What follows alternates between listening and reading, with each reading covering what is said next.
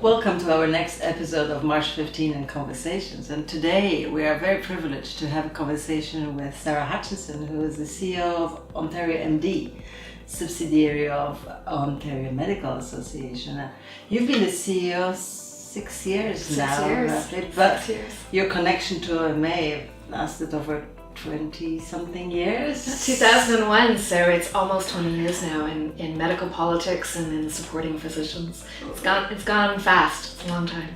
And needless to say, you know the world in which you are operating. Can you tell us a little bit more about the fascinating world of Ontario MD? It's a really interesting operating environment. We are a wholly owned subsidiary of the Ontario Medical Association and largely funded by government, which is a really, I describe it as the most epic of fence walks, right? So one of the really important things you need to be able to do is balance the interests of the profession and the interests of government while supporting physicians in digital health. And if you stray too far on one side, you have one constituency that's not so excited, or on the other side. So it really is finding a balanced road for advocacy to do the job well for the system. And I think when you have that orientation, people are happy, right? Because you're moving in a way that's not politicized. You try to keep the politics out of it, and really think about the advocacy and delivery and how do you engage clinicians in change in an ever-evolving system. And boy, are we seeing change. This last 7 months has been quite extraordinary. Navigating the complex work and managing multiple stakeholders with sometimes conflicting agendas requires a magical touch. So what are some of the skills and attributes that contribute to your success? It's very rewarding to work in an environment where everyone understands the agenda.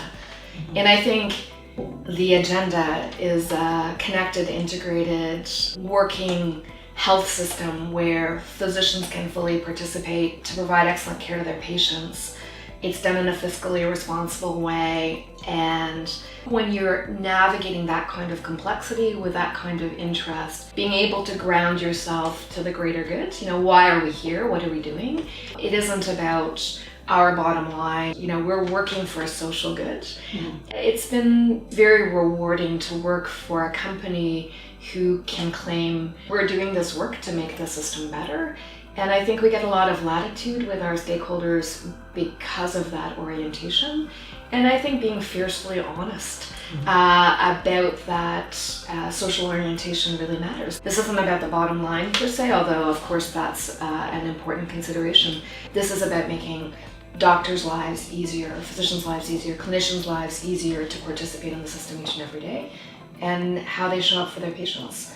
So I think that really helps me navigate complex and competing interests, because no one argues with the mandate. People may dispute the path that you take to get there, but I think everyone wants the same endpoint to be true.